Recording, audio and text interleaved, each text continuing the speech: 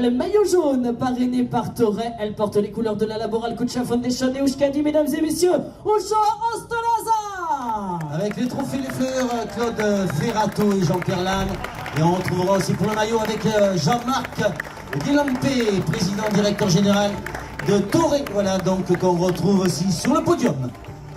Et elle va aussi repartir avec le maillot vert parrainé par Terega, mesdames et messieurs, Ochoa Ostolaza qui remporte le classement par points, la concurrente de la Laboral Kucha Foundation et Oushkadi. Et je vous demande d'applaudir chaleureusement la concurrente de l'équipe Cofidis, Nicolas Noskova. Et les trophées et les fleurs vont être remis par Claude Ferrato, Jean-Pierre Lannes pour les cadeaux avec les cycles et Givanel. Et on retrouvera aussi Corinne Martinet, directeur de la communication CIC Sud-Ouest pour le maillot. Je vous demande d'accueillir la meilleure jeune qui va recevoir le maillot blanc parrainé par Total Energy pour l'équipe Cofidis, Julie Bégaud. Et les cadeaux et les fleurs vont être remis par Claude Ferrato, les trophées Jean-Pierre Lannes. Et vous pouvez l'applaudir chaleureusement, Valentina Cavallard, deuxième. Et quelle animation pour celle qui, on le rappelle, c'était aujourd'hui son 11e jour de course professionnelle qui a débuté sur le Grand Prix de Chambéry. Elle faisait de l'aviron, à participer aux Jeux de Tokyo. Et désormais est une grande cycliste en devenir. Et la troisième, mesdames et messieurs, eh bien c'est l'une des coéquipières de la vainqueur, c'est Lunarani Blanco de la Laboral Kucha Foundation et Oushkadi que je vous demande d'applaudir. Avec Jean-Pierre Lannes, le maire de Bos-d'Arros, trophée des fleurs. Bon alors Elisabeth, Tour des Pyrénées c'est bon, édition 2024 terminée. Oui. C'est quoi les sentiments là maintenant à la fin? Voilà, beaucoup de bonheur, de satisfaction, parce que, et puis bon, du soulagement aussi, parce que c'est quand même un an de travail où j'ai dû quand même batailler, voilà, relancer. Il y a eu des moments de découragement, mais je ne me suis jamais découragée parce que bon, un jour on est là en bas et puis le lendemain on repart. Voilà, c'est les sportifs de haut niveau, ils sont comme ça. Et du coup, en tout cas, voilà, je suis ravie parce que, ouais, et un peu fière de cette réalisation cette année. L'équipe a vraiment fait un énorme travail, je le redis, parce que aller chercher 270 bénévoles sur le tour, aujourd'hui, c'est pas facile. Et Michel Châtelat, qui était mon responsable signaleur, voilà, a fait un énorme travail. Enfin, je remercie l'ensemble de l'équipe parce que franchement, ils ont tous fait à leur niveau en fait un super travail. Voilà, c'est des gens vraiment hyper investis et je le redis, c'est tous des bénévoles.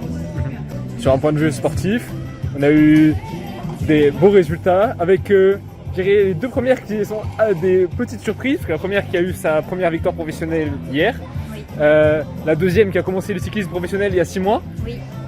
C'est assez spécial quand même. Ouais, bah, du coup en fait le fait qu'il n'y ait pas de... Alors il y avait des équipes World Tour comme FDJ Suez, il y avait aussi Laboral Kucha qui est une équipe continentale mais qui était prétendante quand même pour passer World Tour cette année. Je pense qu'avec la victoire qu'ils ont obtenue cette année, enfin, sur ce Tour féminin international des Pyrénées, ils vont peut-être accrocher leur ticket pour le ticket pour le World Tour et pour le Tour de France Femmes avec Zwift, parce qu'en fait ils avaient vraiment envie d'y participer. Et puis bon, on a des équipes comme Arkea, Cofidis qui ont été présentes et qui nous ont... En fait, toutes ces équipes nous ont offert vraiment un énorme spectacle avec plein de suspense. Moi j'ai adoré. Je pense que Ushuaïa a un énorme avenir, mais je pense aussi à la petite Julie Bégaud, la meilleure jeune, c'était son premier tour, sa première course par étape, et donc accrocher déjà une dixième, enfin pas une dixième place, mais un top 10 sur ce tour, c'était pas facile. En tout cas, celles qui ont gagné ces étapes et qui figurent parmi le top 10 de ce Tour féminin international des Pyrénées, généralement elles vont loin. Bon, juste un dernier petit mot, maintenant cap sur 2025. Oui. Est-ce qu'on commence déjà à voir les choses bien se profiler ou où est-ce qu'on en est par rapport à ça? Je pense déjà les partenaires, que sans eux j'aurais rien réussi, les collectivités sans eux j'aurais pas réussi non plus. Donc en tout cas ils ont décidé de me soutenir sur cette épreuve et c'était pas facile parce qu'il fallait qu'ils me raccordent leur confiance. Donc j'ai réussi à les convaincre, c'était pas gagné d'avance. Donc vraiment je les remercie du fond du cœur de m'avoir fait confiance. Maintenant, 2025, je pense que ça va bien se passer. Je vais avoir, ça sera peut-être plus facile que cette année. Oui. Voilà, bon, j'ai déjà des partenaires qui vont me suivre, donc ils vont renouveler ma confiance. Ils ont renouvelé leur confiance. Enfin, en tout cas, ils ont vu ce que c'était une belle course sans annulation. Donc, Maintenant, les bases sont posées. les et bases on sont peut posées, construire. donc on peut avancer et puis repartir pour vraiment faire grandir cette épreuve et qu'un jour, elle fasse partie du calendrier international avec des grands noms et l'équivalent peut-être d'un critérium du Dauphiné. Mais en tout cas, moi, ma volonté, c'était qu'un jour, cette épreuve devienne vraiment une épreuve phare du calendrier international féminin.